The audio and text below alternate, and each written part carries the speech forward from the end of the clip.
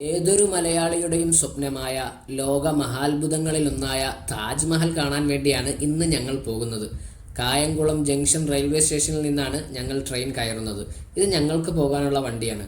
നിങ്ങളുടെയും സ്വപ്നമല്ലേ ആ വെണ്ണക്കല്ലിൽ തീർത്ത സൗധം? അതെ. എവിടെ ഇറങ്ങണം, ടിക്കറ്റ് എത്ര രൂപയാകും, എങ്ങനെ പോകണം, ഭക്ഷണത്തിന് എത്ര റേറ്റ് ആവും, എന്ത് പൈസയാകും, ഇങ്ങനെയുള്ള ടെൻഷനൊന്നും ഇനി വേണ്ട. ഭാഷ അറിയില്ലേ? അതും നിങ്ങൾ പേടിക്കേണ്ട. ഒരു ടെൻഷനും ഇല്ലാതെ, ആരുടെയും സഹായം കൂടാതെ നിഷ്പ്രയാസം വളരെ ചുരുങ്ങിയ ചിലവിൽ, നിങ്ങൾ തമ്പനയിലിൽ കണ്ടതുപോലെ തന്നെ വളരെ ചുരുങ്ങിയ പൈസയ്ക്ക് നിങ്ങൾക്ക് ആഗ്രയിൽ പോയി താജ്മഹൽ കണ്ട് മടങ്ങി വരാം. സോ നിങ്ങൾ വീഡിയോ സ്കിപ്പ് ചെയ്യാതെ കാണുക. അതിന് വേണ്ട മുഴുവൻ കാര്യങ്ങളും ഞാൻ A to Z കാര്യങ്ങളും ഈ വീഡിയോയിൽ പറയുന്നുണ്ട്. ഒരു കാര്യം ഓർമ്മിപ്പിക്കാം, ചാനൽ സബ്സ്ക്രൈബ് ചെയ്യാനും തൊട്ടടുത്ത ബെല്ലൈക്കൺ അമർത്തി പൊട്ടിക്കാനും പിന്നെ വീഡിയോ ഇഷ്ടപ്പെട്ട ലൈക്ക് ചെയ്ത് കമൻറ്റ് രേഖപ്പെടുത്താനും നിങ്ങൾ മറന്നു പോകരുത് കേട്ടോ. നിങ്ങളുടെ പ്രോത്സാഹനമാണ് എനിക്ക് നെക്സ്റ്റ് വീഡിയോ ഇടാനുള്ള പ്രചോദനവും. അത് മറക്കണ്ട. കേരളത്തിൽ നിന്നും മെയിനായിട്ട് 5 വണ്ടികളാണ് ഡയറക്റ്റ് ആഗ്രയിലേക്കുള്ളത്. 3 വണ്ടികൾ തിരുവനന്തപുരം സെൻട്രലിൽ നിന്ന് സ്റ്റാർട്ട് ചെയ്യുന്നവയാണ്. അത് ഒന്ന് ഹിമസാഗർ എക്സ്പ്രസ് ആണ്. അത് വെള്ളിയാഴ്ച ദിവസം മാത്രമാണ് റണ്ണിംഗ് ഉള്ളത്. രണ്ടാമത്തത് കേരള എക്സ്പ്രസ്. അത് എല്ലാ ദിവസവും ഓടുന്ന വണ്ടിയാണ്. എല്ലാ ദിവസവും സർവീസ് നടത്തുന്നുണ്ട്. മൂന്നാമത്തത് നിസാമുദ്ദീൻ എക്സ്പ്രസ് ആണ്. നിസാമുദ്ദീൻ ആണെങ്കിൽ ചൊവ്വാഴ്ച ദിവസം മാത്രമാണ് റണ്ണിംഗ് ഉള്ളത്. പിന്നെയുള്ള 2 വണ്ടി അത് എറണാകുളം ജംഗ്ഷനിൽ നിന്ന് സ്റ്റാർട്ട് ചെയ്യുന്നതാണ്. ഒന്ന് മില്ലേനിയം സൂപ്പർ ഫാസ്റ്റും പിന്നെയുള്ളത് മംഗള ലക്ഷദ്വീപും. മംഗള കേരള പോലെ തന്നെ എല്ലാ ദിവസവും ഓടുന്ന വണ്ടിയാണ്. ഒരാൾക്ക് സ്ലീപ്പർ കോച്ചിലാകുന്ന ടിക്കറ്റ് റേറ്റ് എന്ന് വെച്ചാൽ തിരുവനന്തപുരത്ത് നിന്ന് ആഗ്രയിലേക്ക് 940 രൂപയും കൊല്ലത്ത് നിന്നാണെങ്കിൽ ആഗ്രയിലേക്ക് 920 രൂപയും 930 രൂപയും കായംകുളത്ത് നിന്നാണെങ്കിൽ ആഗ്രയിലേക്ക് 920 രൂപയുമാണ് സ്ലീപ്പർ കോച്ചിനാകുന്നത്. ജനറൽ ആണെങ്കിൽ 500 സംതിങ് രൂപയാവുള്ളൂ. ഇത്രയും ലോങ് നമുക്ക് ജനറലിൽ പോകാൻ പറ്റില്ല. ഹൈലി റിസ്ക് ആണത്. അപ്പോൾ ഇതാണ് നിങ്ങളുടെ ടിക്കറ്റ് നിരക്ക് വരുന്നത്. നമുക്ക് യാത്ര വേണ്ടി വരുന്നത് ട്രെയിനിൽ നമ്മൾ 3 ദിവസമാണ് ചിലവാക്കുന്നത്. അതായത് വെള്ളിയാഴ്ച ദിവസം ഉച്ചയ്ക്ക് 2 മണിക്ക് നിങ്ങൾ കായംകുളത്ത് നിന്ന് ട്രെയിൻ കയറിയാൽ ആഗ്രയിലെത്തുമ്പോൾ ഞായറാഴ്ച രാവിലെ 10 മണിക്ക് നിങ്ങൾ ആഗ്രയിലെത്തും. ഇതാ കണ്ടില്ലേ, ഇപ്പോൾ നമ്മൾ എത്തിയിരിക്കുന്നത് ഭോപ്പാലിലാണ്. ഈ കാണുന്നത് ഭോപ്പാൽ ജംഗ്ഷനാണ്. ഇതുപോലെ പ്രധാനപ്പെട്ട സ്റ്റേഷനുകളിൽ നമ്മുടെ വണ്ടി പിടിച്ചിടും. 10-15 മിനിറ്റൊക്കെ ചിലപ്പോൾ പിടിച്ചിടും, ചിലപ്പോൾ അരമണിക്കൂറോളം പിടിച്ചിട്ടേക്കാം. ആ സമയത്ത് ഈ പ്ലാറ്റ്ഫോമിൽ ഇറങ്ങി നിങ്ങൾക്ക് വേണ്ട ഭക്ഷണങ്ങളോ വെള്ളമോ അങ്ങനെ എന്തെങ്കിലും പ്ലാറ്റ്ഫോമുകളിൽ കട കാണും. അവിടെ നിന്ന് നിങ്ങൾക്ക് മേടിക്കാം. തീരെ ട്രെയിൻ യാത്ര ചെയ്യാത്തവർക്ക് വേണ്ടിയാണ് ഞാൻ ഈ കാര്യങ്ങൾ കൂടി പറയുന്നത്. മറ്റുള്ളവർക്ക് ബോറായിട്ട് തോന്നുക കേട്ടോ. പിന്നെ ട്രെയിനകത്ത് തന്നെ നിങ്ങൾക്ക് വെള്ളവും ഭക്ഷണവും എല്ലാം കൊണ്ടുവരുന്നുണ്ട്. മനസ്സിലായില്ലേ? പാൻട്രി കെയർ ട്രെയിനിൽ കാണും. അപ്പോൾ ഭക്ഷണം 3 ദിവസത്തെ ഭക്ഷണം നമുക്ക് ഇവിടുന്ന് കരുതാൻ വേണമെങ്കിൽ ഭൂരിയും ചപ്പാത്തിയായിരുന്നു ഞങ്ങൾ കൊണ്ടുപോയത്. 3 ദിവസം വരെ ഒരു കേടും കൂടാതെ അതിരിക്കും. പിന്നെ കറിക്കായിട്ട് ബീഫ് അച്ചാറിട്ടതും ചൂരമീൻ അച്ചാറിട്ടതും പിന്നെ ചമ്മന്തി പൊടിച്ചതുമാണ് കറിയായിട്ട് നമ്മൾ കരുതിയിരുന്നത്. അപ്പോൾ അതുകൊണ്ട് തന്നെ ഭക്ഷണം കേടുപാടാതില്ലാതെ സൂക്ഷിക്കാം. പിന്നെ പഴവും ബ്രെഡൊക്കെ ഉണ്ടെങ്കിൽ നമുക്ക് ചിലവ് ചുരുക്കാം. അപ്പോൾ അത്രയും പൈസ, ഭക്ഷണത്തിൻ്റെ പൈസ ലാഭമാകും. നിങ്ങൾക്ക് വേണമെങ്കിൽ ഒറ്റ ദിവസം കൊണ്ട് തന്നെ ആഗ്രയിൽ പോയിട്ട് അവിടെ തങ്ങാതെ റൂം എടുക്കാതെ ആഗ്രയിൽ താജ്മഹലും ആഗ്ര ഫോർട്ടും കണ്ട് തിരിച്ച് നാട്ടിലേക്ക് വരാം. അപ്പോൾ ഒന്നുകൂടി നിങ്ങൾക്ക് ചിലവ് ചുരുങ്ങും കേട്ടോ. അത് ഞാൻ വീഡിയോയുടെ അവസാനം പറയാം കേട്ടോ. ഓൺലൈനായിട്ട് നിങ്ങൾക്ക് 2 രൂപത്തിൽ ടിക്കറ്റ് എടുക്കാം. ഒന്ന്, ഗൂഗിൾ കയറി സൈറ്റിൽ കയറി നിങ്ങൾക്ക് ടിക്കറ്റ് എടുക്കാൻ സാധിക്കും. രണ്ടാമതെന്ന് പറഞ്ഞാൽ താജ്മഹലിൽ ചെല്ലുന്ന സമയത്ത് ടിക്കറ്റ് കൗണ്ടറിൻ്റെ അടുത്ത് QR കോഡ് കാണും. ആ QR കോഡ് ടിക്കറ്റ് എടുക്കാൻ അറിയാത്തവർ വിഷമിക്കേണ്ട കേട്ടോ. എങ്ങനെ ടിക്കറ്റ് എടുക്കണമെന്നും അതുപോലെ തന്നെ ട്രെയിൻ ബുക്ക് ചെയ്യാനുള്ള ഫോം എങ്ങനെ ഫില്ല് ചെയ്യണമെന്നുള്ള വീഡിയോയും കൂടി കാര്യങ്ങൾ കൂടി അടുത്ത വീഡിയോയിൽ ഞാൻ ചെയ്യുന്നുണ്ട്. കാരണം ഈ വീഡിയോയിൽ തന്നെ ചെയ്താൽ വീഡിയോയുടെ ലെങ്ത് കൂടും. അതുകൊണ്ടാണ് ഞാൻ ഇതിൽ നിന്നും ഒഴിവാക്കുന്നത്. എവിടെ നിന്ന് എങ്ങനെ നിങ്ങളുടെ യാത്ര പ്ലാൻ ചെയ്യണം എന്ന് വ്യക്തമായിട്ട് അടുത്ത വീഡിയോയിൽ ഒന്നുകൂടി വ്യക്തമാക്കി ഞാൻ വിശദീകരിച്ച് പറഞ്ഞു തരുന്നുണ്ട്. ഈ യാത്ര നമുക്ക് വല്ലാത്ത ഒരു അനുഭൂതി തരുന്ന യാത്രയായിരിക്കും. പ്രത്യേകിച്ച് ഉത്തരേന്ത്യൻ യാത്ര എന്നും നമുക്ക് പുതിയ പാഠങ്ങളും അനുഭവങ്ങളും തരുന്നവയാണ്. ഒരിക്കലും മറക്കാൻ കഴിയാത്ത ഒരുപാട് സന്തോഷം നൽകുന്ന ഒരു യാത്ര കൂടിയായിരിക്കും തീർച്ചയായും ഈ യാത്ര നിങ്ങൾക്ക്. അതിമനോഹരമായ ഒരുപാട് കാഴ്ചകൾ നമുക്ക് യാത്രാമധ്യേ കാണാൻ സാധിക്കും. എന്തു സുന്ദരമായ, കണ്ണിനെ കുളിർമയണിയിപ്പിക്കുന്ന ഒരുപാട് പാടങ്ങൾ. ആ കടുക് പൂത്ത് കിടക്കുന്ന കാണാൻ നല്ല രസമാണ്.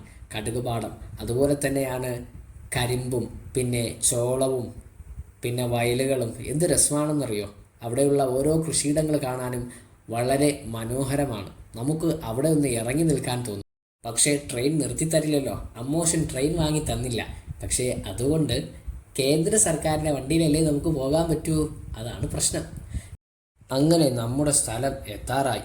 സംസ്കാരങ്ങളുടെ മിശ്രണം കൊണ്ട് സഞ്ചാരികളെയും ചരിത്രകാരന്മാരെയും ഒരുപോലെ ആകർഷിക്കുന്ന സുന്ദരമായ നാട്, അതെ ആ പട്ടണം ആഗ്ര എത്തിച്ചേർന്നിരിക്കുകയാണ്. ഈ കാണുന്നതാണ് ആഗ്ര റെയിൽവേ സ്റ്റേഷൻ. അങ്ങനെ നമ്മൾ ട്രെയിനിൽ നിന്ന് റെയിൽവേ സ്റ്റേഷനിലേക്ക് ഇറങ്ങുകയാണ്. അതാ കണ്ടില്ലേ, ഇതാണ് ആഗ്ര റെയിൽവേ സ്റ്റേഷൻ. ഓരോ റെയിൽവേ സ്റ്റേഷൻ്റെ ഫ്രണ്ടിലും ബോർഡുള്ളത് കൊണ്ട് നിങ്ങൾക്ക് റെയിൽവേ സ്റ്റേഷൻ മനസ്സിലാക്കാൻ വിഷമിക്കേണ്ടി വരില്ല. പിന്നെ വേറെ മൈ ട്രെയിൻ നോക്കിയാൽ അപ്ഡേഷൻ അറിയാൻ കഴിയുമല്ലോ. ഇപ്പോൾ സമയം 7 മണി ആയിട്ടുണ്ട്. ഞങ്ങൾ ഇത്രയും ലേറ്റാകാൻ കാരണം ഞങ്ങൾ കായംകുളത്ത് നിന്ന് നേരെ ആഗ്രയിലേക്കല്ല വന്നത്. ഞങ്ങൾക്ക് അവിടെ നിന്ന് ടിക്കറ്റ് ബുക്ക് ചെയ്യുന്ന സമയം കായംകുളത്ത് നിന്ന് ആഗ്രയിലേക്ക് സീറ്റ് ലഭ്യമല്ലായിരുന്നു. അതുകൊണ്ട് തന്നെ ഞങ്ങൾ ഈ റോഡ് വഴി കറങ്ങിയാണ് വന്നത്. അതാണ് ഇത്രയും ലേറ്റാവാൻ കാരണം. അതുകൊണ്ട് തന്നെ ആദ്യമായിട്ടാണ് നിങ്ങളിൽ ആരെങ്കിലും ട്രെയിനിൽ യാത്ര ചെയ്യാൻ പോകുന്നതെങ്കിൽ നിങ്ങളോടൊന്ന് പറയാം, ഒരു 1.5 മാസം മുന്നെയെങ്കിലും നിങ്ങൾ തീർച്ചയായിട്ടും ടിക്കറ്റ് റിസർവേഷൻ ചെയ്യാൻ പോയിരിക്കണം. എങ്കിൽ മാത്രമേ നിങ്ങൾക്ക് ബർത്ത് ലഭിക്കുകയുള്ളൂ. ഏതായാലും നമുക്ക് ഈ ആഗ്ര റെയിൽവേ സ്റ്റേഷൻ ഒന്ന് കാണാം.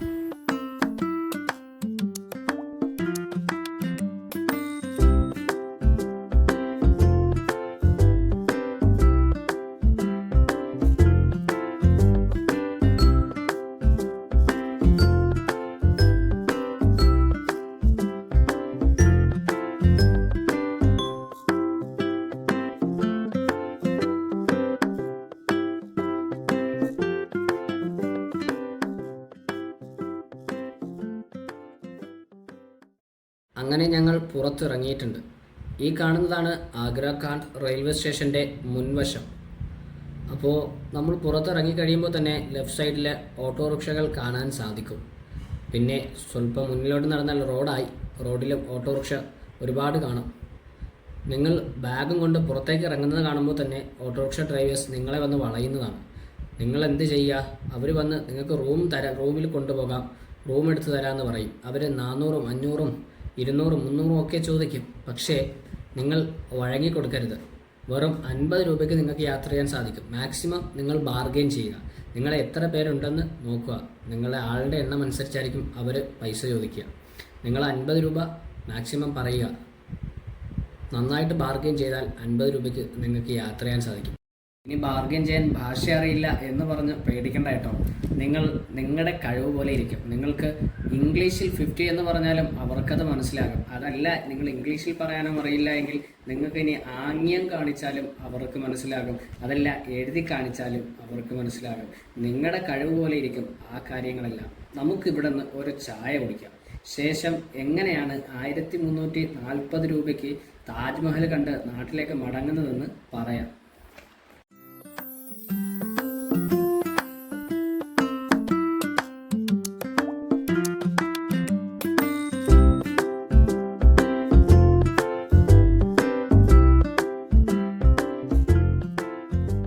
അങ്ങനെ ചായ കൂടി കഴിഞ്ഞു. നല്ല ഇഞ്ചി ചായ, ഒന്നാം തരം ചായ.